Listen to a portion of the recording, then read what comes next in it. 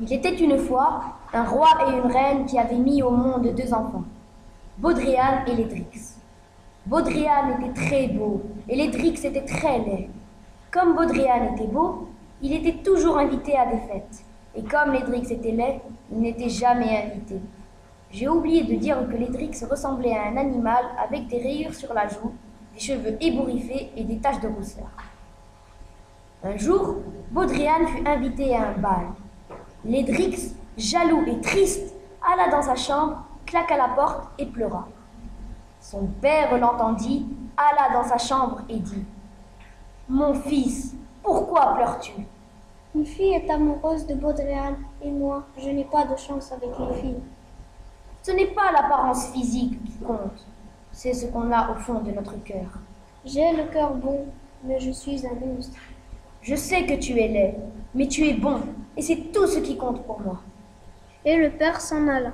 Ledrix alla dans les bois et vit un oiseau qui chantait très bien et dit « Qu'il chante bien cet oiseau, ça va me consoler. » Moi, bien chanter, merci. Quel problème as-tu? Mon frère est beau et moi laid. Une fille très belle est amoureuse de lui. Mais moi, je suis tellement horrible que personne ne m'aime. Je vois, dit l'oiseau. Je peux résoudre ce problème. Il y a une montagne pas loin d'ici. Elle est magique. Aussitôt, ils partirent. Dans cette montagne, il y avait un magicien qui était très méchant. Apprit qu'un étrange oiseau qui parlait français allait guider un garçon très laid pour faire le choix. Pendant le trajet, l'oiseau expliqua à Ledrix que quand il arrivera à la montagne, il devra faire un choix entre deux potions, la beauté éternelle ou la force éternelle. Arrivés à la montagne, ils trouvèrent le magicien, leur lança beaucoup de sorts, dont un les toucha, mais heureusement qu'il n'était pas très puissant. Il les renvoya juste au point de départ. Ledrix voulait à tout jamais devenir beau comme son frère et épouser la fille qu'il adore. Après avoir convaincu l'oiseau, ils repartirent.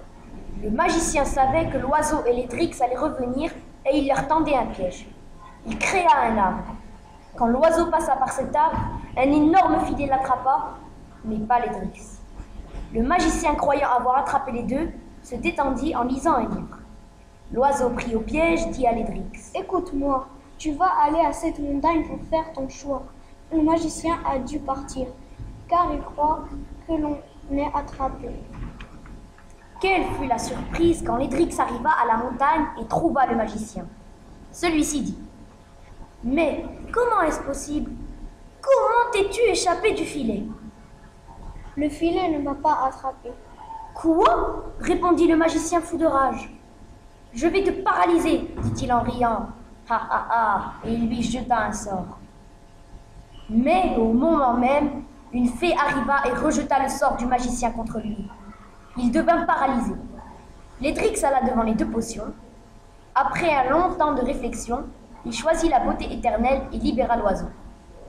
En revenant chez lui, il raconta son histoire à sa famille et ils furent contents de son courage. Les filles le préféraient un peu plus que Baudrian car il était un peu plus beau et intelligent. Baudrian se maria avec la fille dont il était amoureuse et Ledrix se maria avec une femme plus belle que l'amour et ils vécurent heureux jusqu'à la fin de leur vie.